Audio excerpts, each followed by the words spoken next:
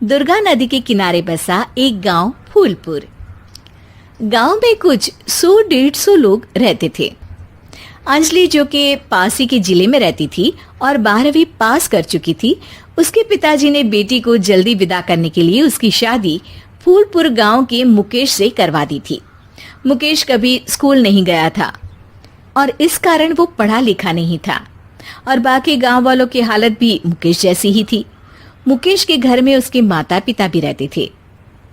सासू माँ, मैं बाहर मंदिर तक जा रही हूँ, आधे घंटे में आ जाऊंगी।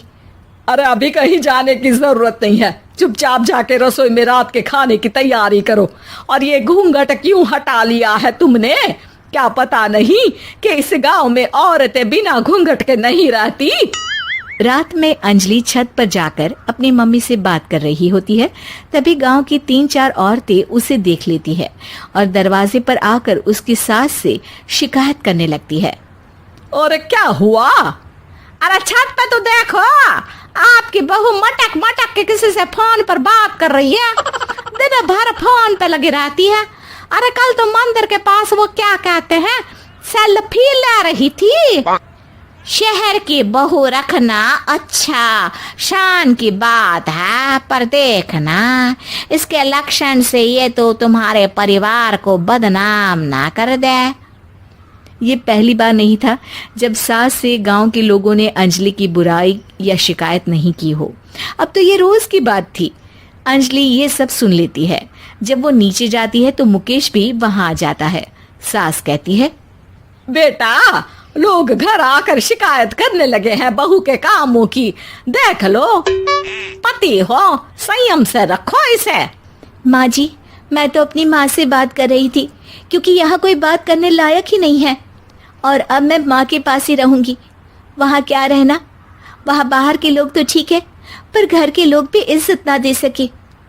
अरे नहीं नहीं अंजलि, ऐसा नहीं है, धीरे धीरे सब ठीक हो जाएगा, तुम फिक्र ना करो। अरे बस कुछ बोलना ही नहीं है, सर पे चढ़ा रखा है बहू को। सास मुकेश की नरम बात सुन के वहां से मुंह चढ़ाकर चली जाती है। मैं तो कहती हूँ हम दोनों शहर चले जाते हैं। मैं पढ़ी लिखी हूँ, मुझे वहाँ नौकरी भी मिल जाएगी और थोड़े दिनों में आप भी वहाँ कुछ काम ढूंढ लेना। अरे नहीं नहीं अंजलि, हम यहाँ ना गांव का खेत, माँ पिताजी को छोड़कर शहर नहीं जा सकते। माँ पिताजी को कैसा लगेगा और गांव वाले क्या सोचेंगे? ये कहकर मुकेश सोने चला जाता है और अंजलि की गांव वालों द्वारा बुराई का सिलसिला बहुत दिनों तक चलता ही रहता है।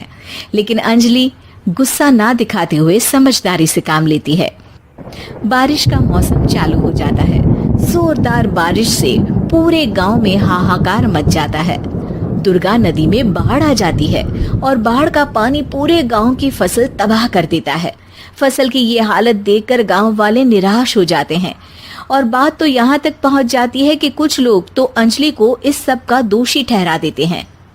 अरे पूरी फसल तबाह हो गई, पता नहीं किसकी नजर लग गई है।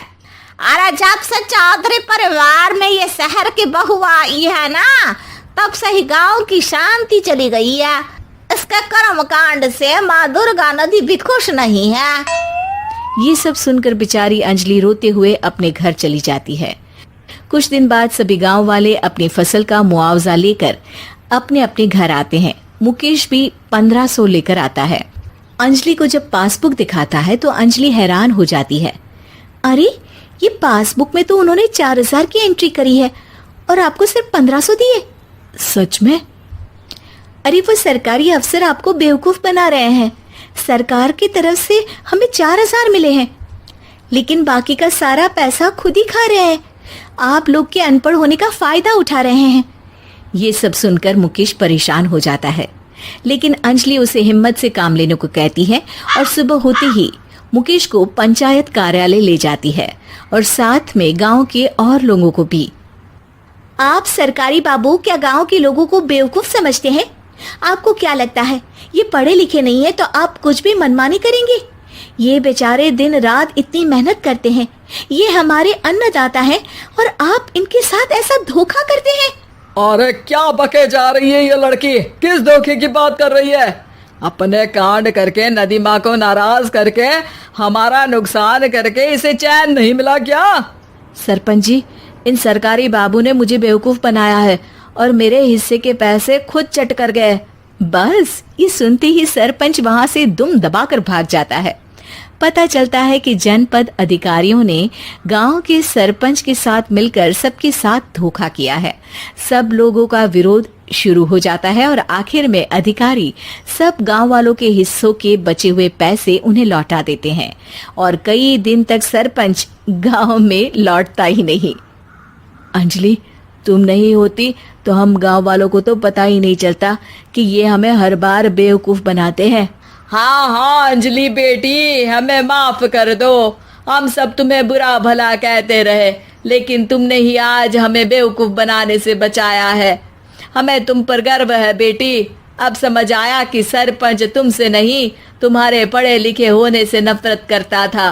क्यों ना इस बार हम अंजलि को ही सरपंच पद के लिए चुन ले? क्या कहते हो गांव वालों? पढ़ी लिखी सरपंच।